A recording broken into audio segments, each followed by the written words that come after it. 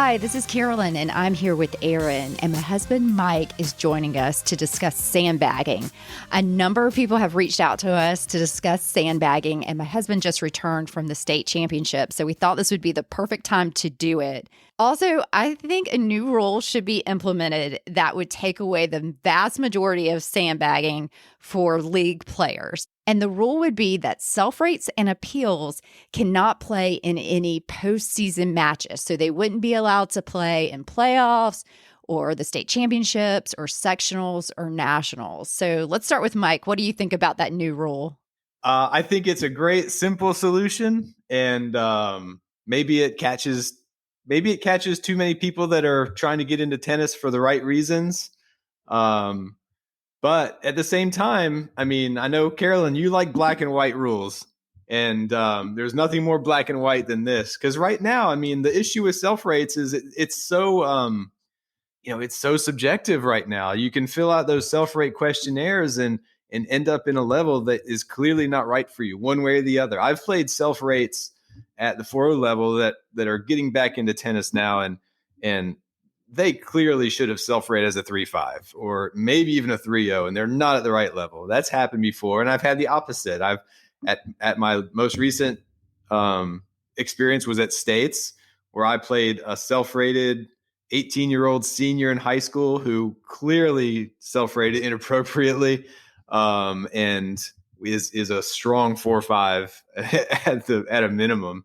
And so obviously, you can game the system a little bit and make it to a state championship final match by self-rating and managing your play during the season. Most people aren't doing it for that reason, in which case you shouldn't care about not being able to participate in the playoffs, because that's not your goal. You're self-rating to get back into tennis, right? And if you're doing it for that reason, then maybe it's not too bad that you pick up some of those people. But yeah, I think it's a great idea. Listen up, USTA. How about you, Aaron? Great in theory. Carolyn, I absolutely agree with you. I think we have to think through a few things. I've said this before, but so we're talking appeals or just self rates? I guess both. I think right. Both. What do you think? I think both. Both. Okay. So here is what happened to me. So I, several years ago, and I've told this story, played a woman who had been bumped at the ratings bump time, which is like November. She had been bumped from a 3.5 to a 4.0, and then immediately, I guess, hit the button and appealed, and the computer let her. I didn't know that at the time. But I was shocked because I was going in to play her in a singles match, and knowing it was her because it was a makeup match. So we had exchanged numbers or names or whatever. And I had called the league on her to find out why she was and this is not an exaggeration, she was 52 wins and 8 losses. And that included playoffs, everything else from the year before. I went through and counted how many wins she had. It was a ridiculous amount. And they told me she was allowed to do it because the computer just allowed her. She just hit a button and she was right on the cusp of being able to appeal down. So in that situation, the computer allowed it. She then proceeded to go on, not only to beat me, that's not hard to do, but she won everything at a 3.5 again, because she had already won everything at 3.5 the year before. And then we actually saw her at States because our 3.5 team made it, and she was actually playing for a 4.0 team at States as a 3.5, and she was their number one singles player. And the only thing that happened to her was she won States with her team as a 4.0 on a 4.0 team. And then all of her matches, then she got disqualified for all of her 3.5 matches going backwards. So really that didn't do anything, because if I had played her in a match that actually mattered for my team and we were the deciding court, then she would have knocked my team out and gone on and, she won States at the higher level. So that's disappointing. But again, the computer let her do that. So I'm not really sure how that could be caught. But that's why I agree that if it's, you can only have, maybe there's no limit to appeals and self rates, but it's certainly, if they didn't have, I think she self-rate. I think she appealed down because going into combo season, her captain wanted her to play at the lower level so that they could win again. But so, yeah, I guess if there was no chance to go on, a lot of people wouldn't appeal. Yes. A couple friends that I asked that appealed have an A by their name. And I asked them, hey, if you couldn't play in the state championship or, playoffs or anything like that. Would you have appealed? And they said no.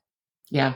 The other option is we go back to the way they did it back in the old days, which was when you come into the league and you want to start playing tennis, you go hit with a local pro or coordinator or a USTA approved evaluator, and that person gives you a rating based on your actual ability to play tennis. I think that's not attainable because of the numbers. Yes. I think that's even harder to do, though. And I think the pushback we may get from USTA would be like, the goal of USTA is encourage people to play. So I think and there's going to be all these self rates. They won't be able to get on teams. So I think in North Carolina, we have a limit on the number of people that can be on our spring team, at least where we are, which is 15, right? So I think that, self rates or appeals cannot count into that number, so that they can still be on your team.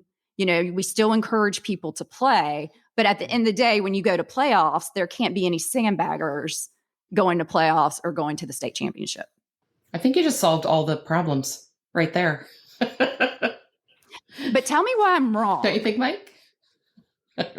No, I guess we're agreeing with you. I think it solves all the problems. But it does hurt those new players who are coming in. Yes. And maybe they've put in a lot of hard work and they deserve to be a 4-0, and they're playing on a really good team with good friends, and then you don't let them participate. So you're cutting out those people that are truly doing it for the right reasons, maybe. But for the greater good, right? They can wait a year. We've played a number of years. They can play a year, get their computer rating, and then they get to go to playoffs the next year. Mm-hmm. That's true. It's only 1 year that you have to wait. Every year you get a new computer rating. Yeah. I know every time I leave the court at the state championship and I play a self-rate or an appeal, I leave the court and I say, I may have lost, but I played a self-rate. And that's what everybody else says. I played 2 appeals. So it wasn't really a fair match. Right.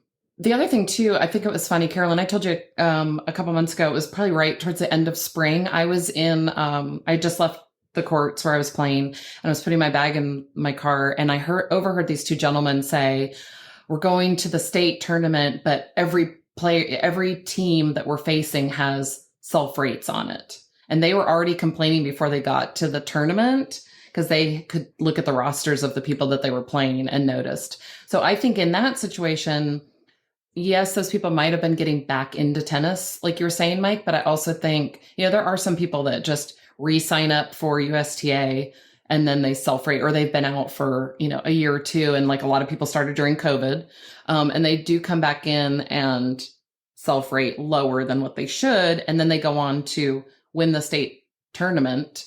And then, the computer doesn't catch them for a year. But I don't know, Carolyn, is it, I'm sure you know the rule. Is there a point at which a self-rate can get dinged a certain amount of times and then they get a computer rating, or can they get disqualified mid-season? I don't know those rules, so I have no idea, but I do know that we talked to someone who said, and again, this is all kind of hearsay, that you have 3 strikes, that it's, if you win substantially 3 matches and you're a self-rate, that they will then, make you move up to the next level. But supposedly it has to be substantially. Yeah, so self-rates get DQ'd mid-season quite a lot. Okay. We faced a team years ago. I just remember this. We faced a team as 3-0s, and there was a woman who was clearly not a 3-0. And they beat our team. Their team made it to states and not ours, because that was like the final playoff match in our local area. And they went on, and the only thing that happened, and several people had called about this woman throughout the season. And I guess the computer, her scores were good enough not to get, I guess, DQ'd midseason, but after winning, right after that playoff match, when they beat us and they went on to states and we didn't, I think our captain ended up calling again, or maybe even in the moment, like everything got she was disqualified. So she couldn't go on, but she got her team to go to states. So even if you say, like, if you have people on your roster that can't go on to, postseason, you could still have ringers or sandbaggers on your team that then knock other teams out that legitimately have a shot of going to states. But you have these sandbaggers now. It knocks, one team out, one team goes on. Whether they do well or not with or without those sandbaggers at states is another thing. But that was a situation that happened that she did not get disqualified until the computer didn't catch up with her until that last local playoff match. And then her team went on without her. They probably ended up winning. I don't know. Yeah, I don't think this rule is perfect. I just think it gets us towards the goal of taking that away, taking the sandbagging away, especially taking the appeals away, and having less people calling to complain. I think this, it's obviously not a perfect rule, but I think it gets us in the right direction. It's better than what we have today. Exactly. Did you have sulfurates on your state winning team that's now going on to sectionals? Yeah, we had 2 get disqualified mid-season. Or no, sorry. 1 got disqualified mid-season.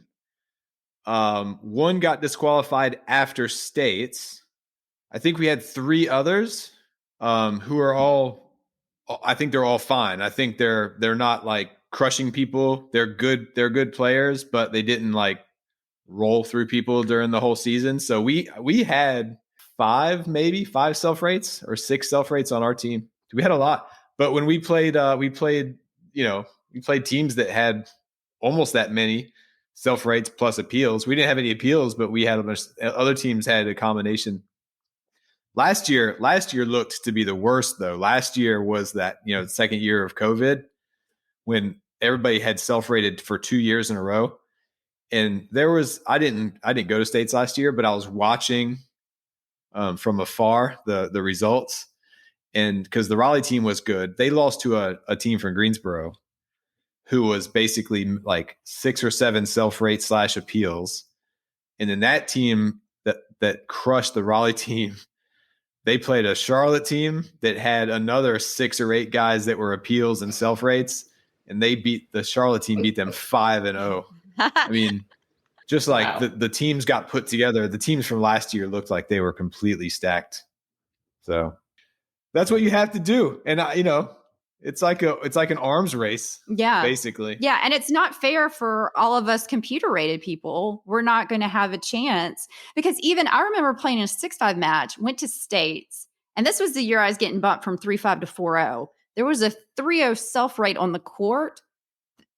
And I know sometimes it's the matchup and everything like that, but she was substantially better than me.